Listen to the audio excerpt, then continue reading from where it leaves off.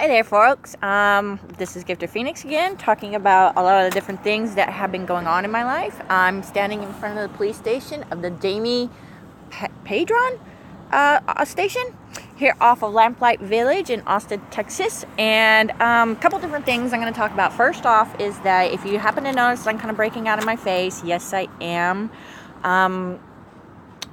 When I was going through the big depression after my breakup and everything like that, I thought that this guy hated me so much that he hated my face, and so I tried to destroy my face.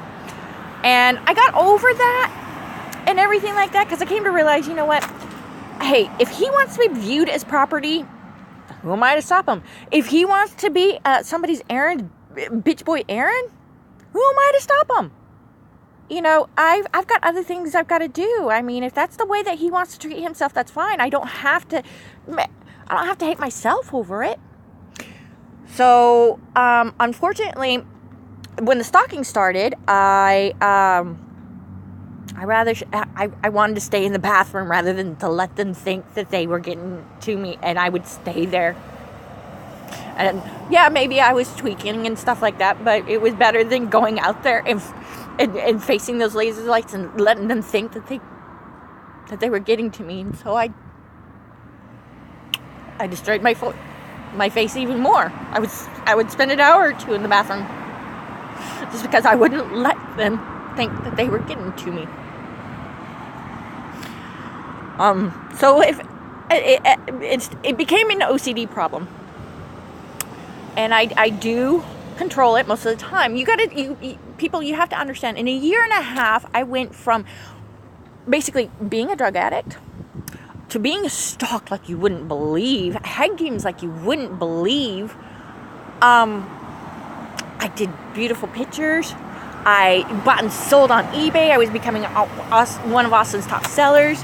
I've created a portable yoga swing. I'm now an ex-drug addict, or a recovering drug addict, if you want to say.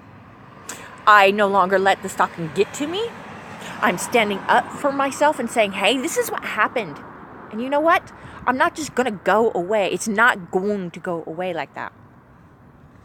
You don't go through things like this and be okay. There's damage, and it takes time. And at times my OCD does kick in a little bit. I do worry. So there's that. Anyway, so back to the cops. Number one, yes, I did talk to somebody down at the other station, and I'm still waiting on a phone call from the officer that took my driver's license. The reason why I'm here is because we're going to go back. Last January 1st, New Year's Day, it happened to be a Sunday. Now, every Sunday I go to Sunday breakfast, and so I wasn't there. I happened to have gone over to a friend's house. You know, it was unexpected and everything like that, and my phone had died and didn't think much of it. Well, the person that I go to Sunday breakfast with called the cops. Did a check-in wellness check or something like that. Within an hour, they had broken into my hotel room. Believe it or not, they broke into my hotel room on New Year's morning at 8 o'clock in the morning. By 8:30 in the morning. Now, this is the interesting part. There was an officer named Officer Casey. His name is spelled Caesy. And he happened to be there. And he happened to be really nosy and asking a whole lot of questions. Well, but anyway, by the time I got back, they were all gone and blah, blah, blah, right? So over time, the person that I go to Sunday breakfast with says, you know what? Hey, I've been seeing the same officer over and over and over again at a place where I get my coffee at. I'm like, okay, that's weird. You know, this is how I happen to know the officer's name.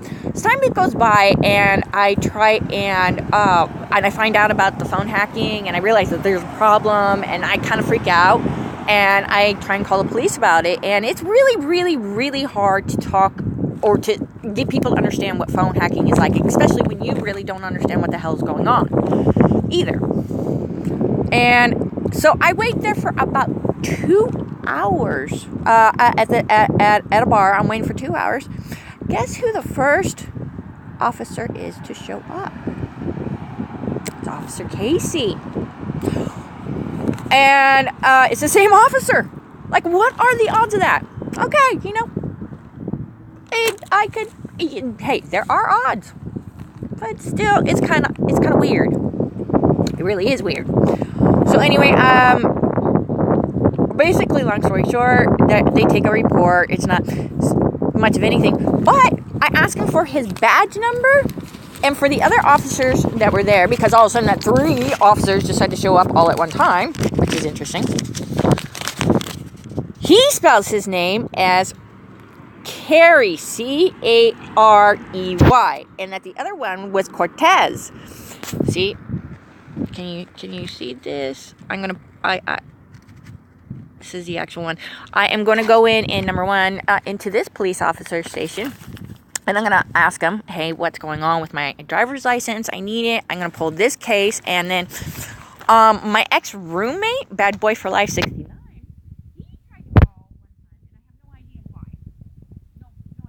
Basically, there was a crash log, I was screen recording. Within 45 minutes, him and Aaron are talking to the cops saying that I am having a paranoid schizophrenic attack. Well, I've never had paranoid schizophrenia. I've never been diagnosed with paranoid schizophrenia at all. What the hell's going on? I was talking to here's a crash log. I'm just screen recording away. In fact, it's on YouTube. It's on Facebook. The next thing I know, I'm getting a knock at the door from police saying, hey, your roommate thinks you're having a paranoid schizophrenic attack. What? What? What the hell is going on? Seriously, I have no idea. I've never been diagnosed. In fact, I've never been diagnosed with anything. Not at all. Not even depression. Where does he come off going into I have a paranoid schizophrenic attack because I'm sitting in my bedroom, I'm laying down on my bed.